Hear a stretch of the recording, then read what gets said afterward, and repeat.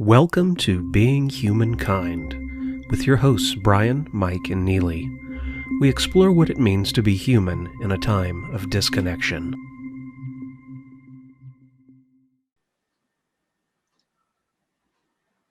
What would you need to conquer your biggest fear?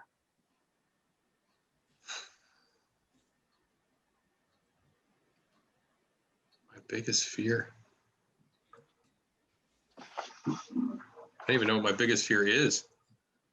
I mean, I'm sure they're there. I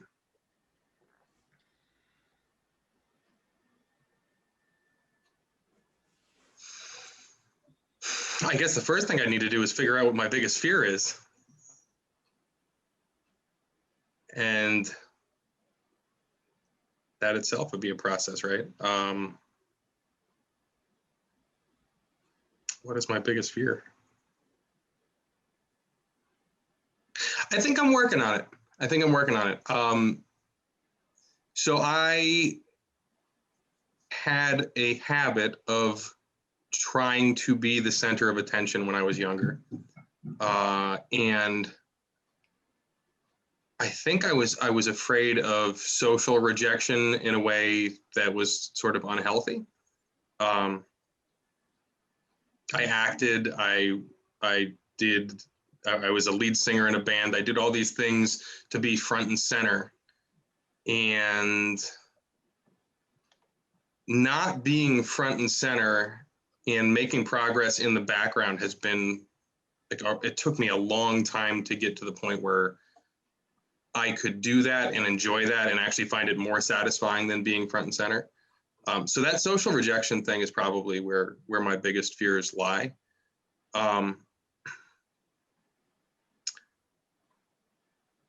I think joining the Freemasons and being part of a fraternity and having that sort of support, being part of a social network where I trusted that everyone was doing their best to treat each other well, really helped me with that. And I think I kind of have what I need to face my biggest fear and have been working on it for a few years now. I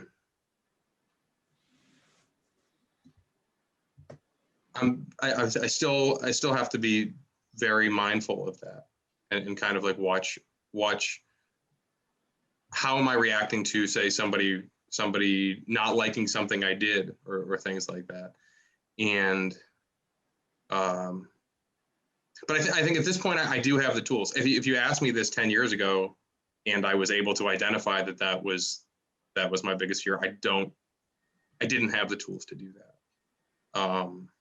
It took a long time to get there. But that's one of the really great things about being middle-aged. I think, like certain things that you wish somebody had just given you those gifts when you were younger, but I have them now. So yeah, I think I have what I need. Excellent. Any follow-up? I have one, just a little. It's really insightful, and also what you were talking about, like how you were front and center with wanting that attention of being in a band and acting. Those were super healthy ways of getting that attention too. I mean, big ways of getting attention, but they were healthy ways. I don't know if there were other ways, but those are. The problem was that they existed as a means to deal with the fear itself, right? I wasn't particularly great at any room where I wasn't the best, and that's extremely limiting. The reason why I was just singing, I was singing in the band and a front man, it was partially because I liked that attention, but also partially because I was so intimidated by the other musicians I were around who were and are they're professional musicians now, that I didn't practice music itself to the degree that I could have because I didn't want to not be the best. So I actually walked away from learning things and skills and developing myself because I didn't want to take the risk. I didn't want to put myself out there. And that was a big, that set me back a lot. You know, I mean, now I look back. It's funny because this is on my mind now because I just found a CD from my band that, you know, broke up in 2002. And I was listening to it. I was like, wow, like there was great talent there, and I dropped it. I just stopped. And if I had realized what I had and grabbed onto those musicians, I mean, those guys, some of those guys have masters in composition now and write classical pieces and whatever. If I had just rode on their coattails and been a little more modest and been willing to not be the top dog, I could have really developed a lot further. So there's some regret related to that.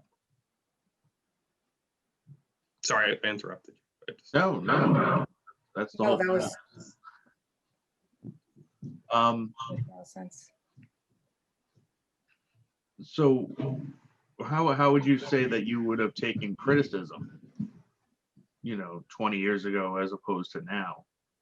Is that kind of following that path too?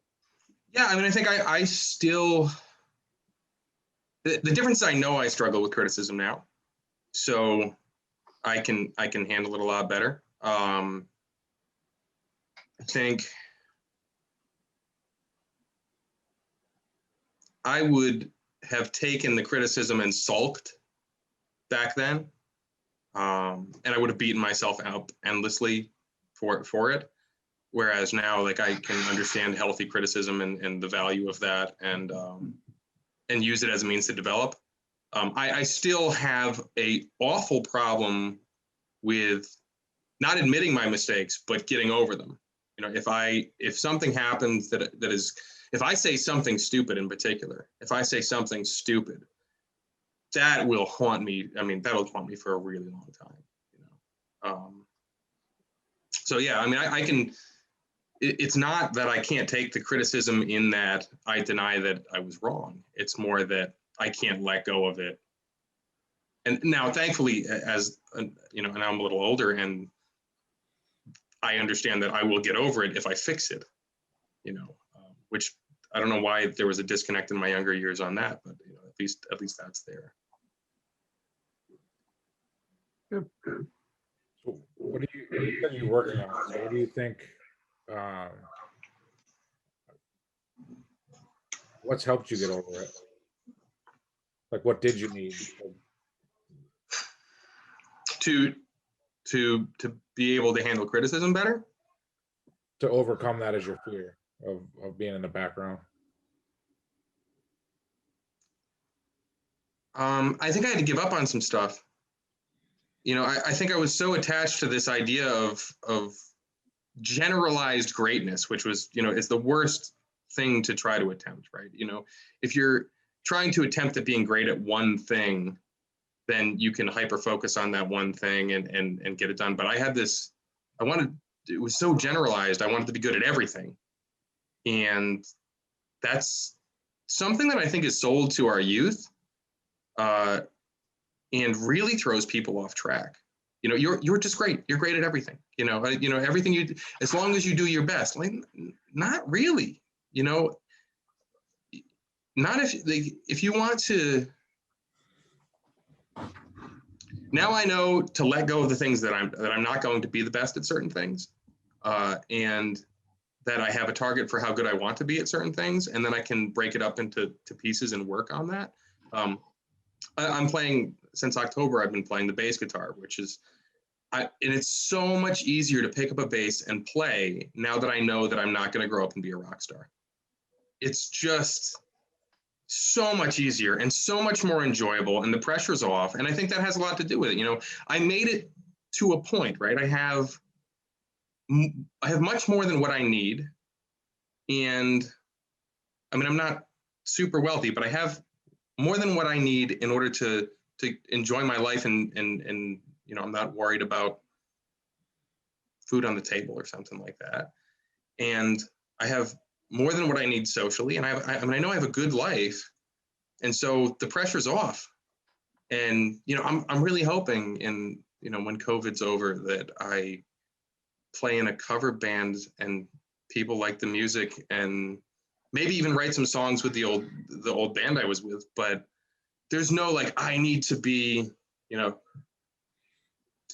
the next John Lennon, or this ridiculous pressure that I don't know where it came from. I mean, I do see it in young people in general to a certain degree, but that the fact that that's gone, being middle-aged is so freeing in that regard, because it's like no, just play the bass because you want to play the bass, write the song because you want to write the song, just do that, and everything kind of falls into place. That makes a lot of sense. It's like that article I sent you guys today about there's wisdom in getting older. I mean, not age, we're not old. I don't know about middle age, but whatever, however you want to word it.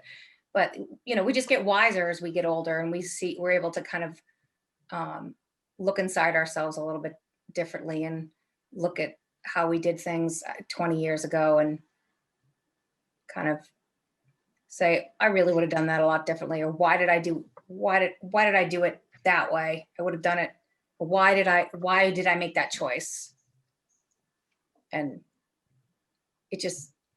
we do get so much wiser. Mm. We do things for so many different reasons.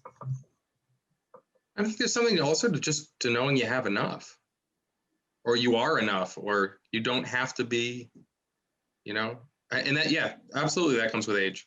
You are enough. I like that. Yeah. What's funny is I feel like the notion of like, oh, just do your best and that's fine, was somehow against this notion of you are enough, even though it sounds like it's encouraging this idea that you are enough. I think it actually was sort of like, you don't, there was like a built-in lie to my generation that said, where they were like, no, that's perfect.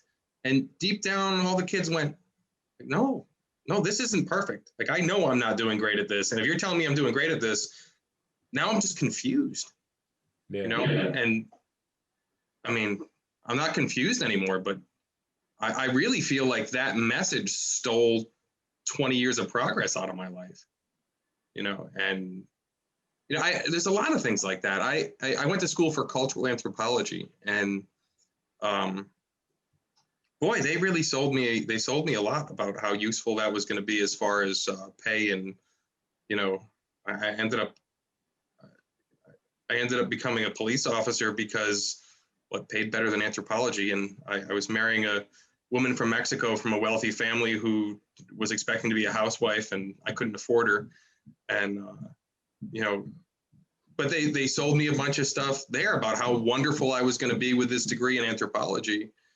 And I graduated at the top of my class, or in the top, and had a major and 3 minors and, straight A's. And I came out and went, here it is. And then it was like, what is it? And it's that same, this sort of, I think that's one of the things that now I'm really, really working on this idea of tell the truth and make sure you're really looking for the truth, because people think they're telling the truth all the time, and they're not. They're lying to themselves as much as they're lying to anybody else. And that notion that truth is so important, and that we have to just keep searching for that and never be completely sure that we've grabbed it, so that we keep searching, like that's really been helpful.